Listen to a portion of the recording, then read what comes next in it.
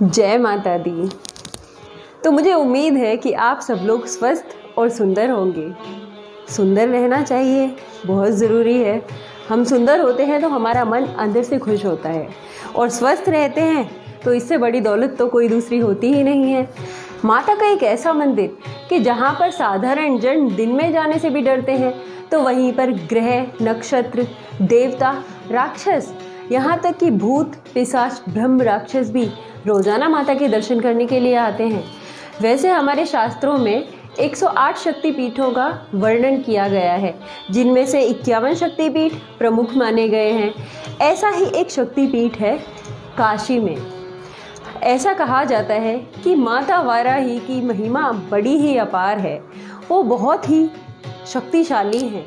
उनकी शक्ति का वर्णन करना असंभव जैसा लगता है, लेकिन फिर भी हम इस कहानी के माध्यम से कुछ बातें अपनी माता के बारे में जानेंगे। माता की शक्तियों का वर्णन करना तो असंभव है। ऐसा कहा जाता है कि काशी में साक्षात महादेव और माता पार्वती सदा विराजमान रहते हैं, और काशी को भगवान शिव ने अपने त्रिशूल पर धारण किया हुआ है। यहाँ पर 2 शक्तिपीठ मुख्य रूप से कहे जाते हैं। एक है माता विशालाक्षी का, उनके श्री चरणों में हमारी तरफ से कोटि कोटि प्रणाम, और दूसरा है माता वाराही का। माता वाराही के चरणों में भी हम सभी की तरफ से कोटि कोटि प्रणाम। ऐसा कहते हैं कि माता सती के दांत यहाँ पर गिरे थे, जहाँ पर हमारी माता वाराही का मंदिर बना हुआ है। ये शक्तिपीठ है। तो जब वराह कल्प के अनुसार जब हिरण्याक्ष पृथ्वी को रसातल में डुबो देता है, उस वक्त भगवान नारायण वराह रूप धारण करके पृथ्वी का उद्धार करने के लिए, पृथ्वी की रक्षा कर, पृथ्वी की पुनः स्थापना के लिए, धर्म की पुनः स्थापना के लिए, पृथ्वी की रक्षा करने के लिए भगवान श्री हरि नारायण वराह रूप में प्रकट होते हैं। ऐसा कहा जाता है कि माता वाराही भगवान वराह की शक्ति हैं।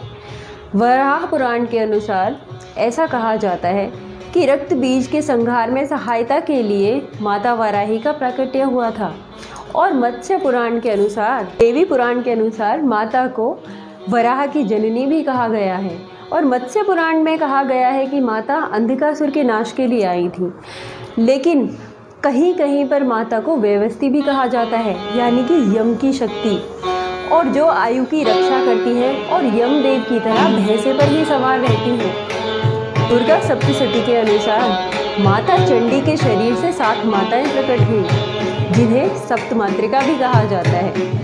भगवान विष्णु से वैष्णवी, भगवान नरसिंह से नारसिंही, भगवान वराह से वाराही, भगवान महेश से महेश्वरी, भगवान इंद्र से ऐन्द्री, और भगवान कार्तिकेय से यानी कि कुमार से कौमारी, ये माताएं प्रकट हुई थी। सप्त मातृकाओं ने माता चंडी की सहायता के लिए अलग अलग राक्षसों से युद्ध किया। कहा जाता है कि माता क्रोध में भरी हुई थी और अपने भक्तों की रक्षा के लिए सदैव तत्पर है। माता वाराही भैंसे पर सवार है, और उनके हाथ में चक्र, त्रिशूल, गदा, कमल का फूल, परशु, तोमर, पाश। माता सभी प्रकार की भूत, पिशाच, अला बला से भक्तों की रक्षा करती है। उनकी उपस्थिति काशी में साक्षात महसूस की जा सकती है। माता का मंदिर वहाँ पर एक शक्तिपीठ के रूप में उपस्थित है, जिसको पंचसागर के नाम से जाना जाता है। गंगा नदी के किनारे मान घाट पर यह मंदिर स्थित है, जो सवेरे 4 बजे खुल जाता है, और 5 बजे माता की वेद सूक्तों द्वारा आरती और पुष्पांजलि होती है। माता वाराही को संगीत से विशेष प्रेम है, इसीलिए माता की आरती बहुत देर तक चलती रहती है। और ऐसा कहते हैं कि वहाँ के जो मुख्य पुजारी हैं और जो भी वहाँ पे पूजा करने वाले लोग हैं, वो ना ही कभी शास्त्रीय संगीत की शिक्षा लेते हैं, कोई उन्हें ज्ञान नहीं होता, लेकिन जब भी वो आरती करने के लिए और पुष्पांजलि करने के लिए जाते हैं, तो अपने आप वो राग में गाने लगते हैं। ऐसा कहते हैं कि मातेश्वरी के दर्शन डायरेक्ट यानी कि सामने से जाकर कुछ देर तक करना भी संभव नहीं है। सामान्य जन बेहोश होकर गिर जाते हैं। ऐसी कई घटनाओं के बाद मंदिर प्रशासन ने सामने से माता के सीधे दर्शनों पर रोक लगाई हुई है।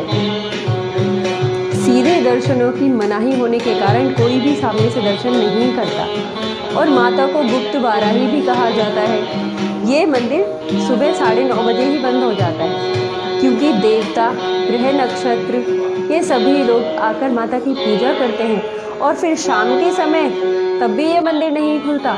उस समय पर यक्ष, यक्षिणी, किन्नर, भूत, प्रेत, पिशाच आदि राक्षस आकर माता की पूजा करते हैं। उस समय पर किसी को भी, यहाँ तक कि पुजारी को भी, उनके घर वालों को भी अंदर जाने की मनाही होती है। केवल मुख्य पुजारी ही चाहे तो जा सकते हैं, क्योंकि वे भूत पिशाच और राक्षसगण केवल पुजारी को ही पहचानते हैं।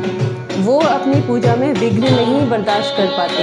हो सकता है कि वो किसी को कोई नुकसान भी पहुंचा दे या किसी की मृत्यु तक का भय होता है, इसलिए मंदिर को बंद ही रखा जाता है। माता को श्री विद्या, श्री माता राजराजेश्वरी, ललिता त्रिपुर महासुंदरी की सेनापति भी कहा जाता है।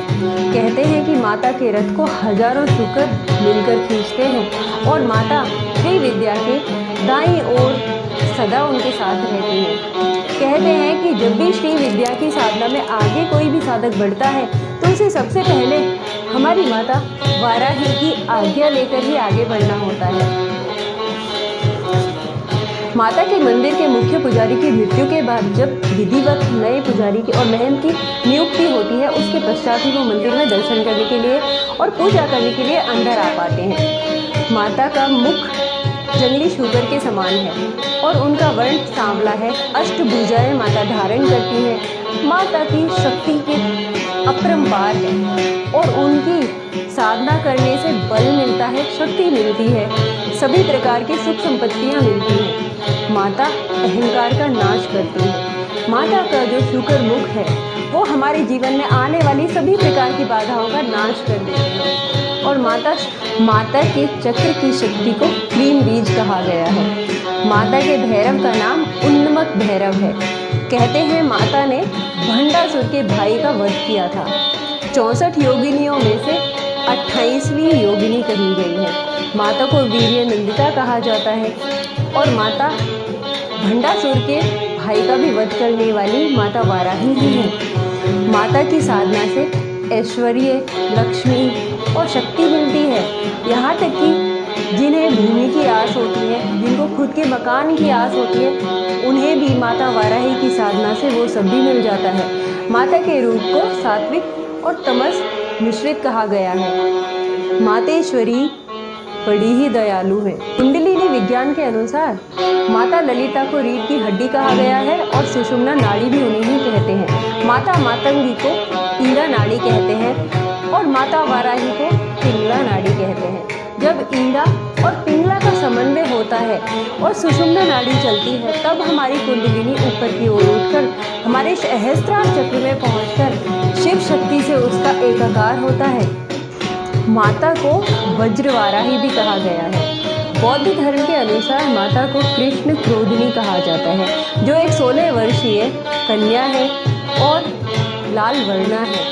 नर मुंडों की माला पहनती हैं और मुंडों के मुकुट धारण करती हैं और रक्त का पान करती हैं। तंत्र में माता को शव पर विराजित कहा गया है और उनकी रात्रि में ही साधना की जाती है।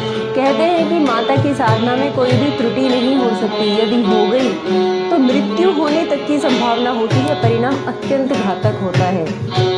माघ मास की शुक्ल पक्ष की सप्तमी को माता के दर्शनों का विशेष विधान है। इस दिन माता का विशेष श्रृंगार किया जाता है और ग्लौम माता का बीज मंत्र है। यदि आपको ये कथा पसंद आई तो आप भी माता के दर्शनों के लिए ज़रूर जाइएगा। और मेरी तो माता से यही प्रार्थना है कि हमारा और आपका परिवार सदैव सुखी, संपन्न, स्वस्थ और सुंदर बना रहे। माता की कृपा सदैव हम सब पे बनी रहे। तो यदि आपको ये कहानी पसंद आती है तो मेरे इस चैनल को सब्सक्राइब कर दीजिए, वीडियो को लाइक और शेयर कर दीजिए, ताकि दूसरे लोगों तक भी माता की कथा पहुँच सके। जय माता दी।